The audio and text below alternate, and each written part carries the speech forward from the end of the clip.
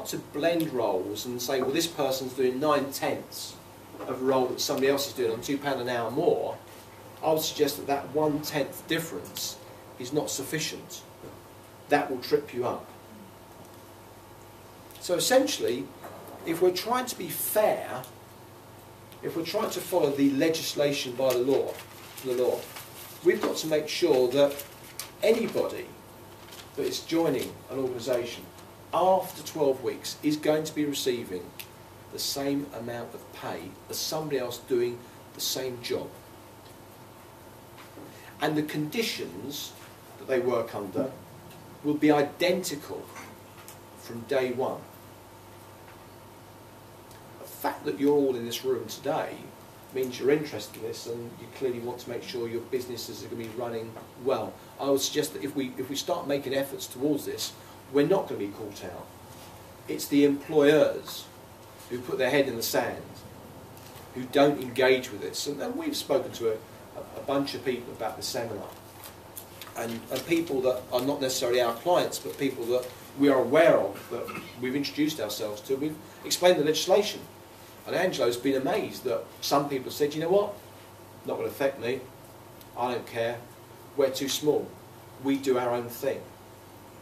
Those are the people that the tribunals will come up against. I'm afraid those are the people that will lose out. So, as I've said, if you get caught, it's £5,000.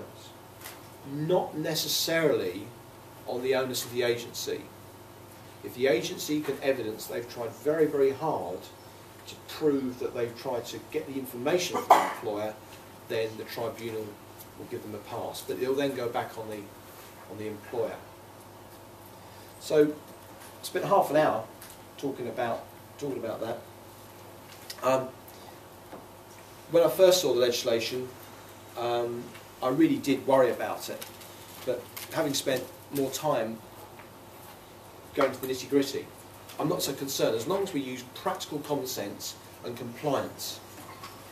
And a lot of this is about communication. For example, a temporary employee is able to request written confirmation of the working conditions of your permanent members of staff within 28 days. So this is all about being open and disclosure. If we follow the line and we provide that information, we should be okay. So that's it. That's the end of my presentation.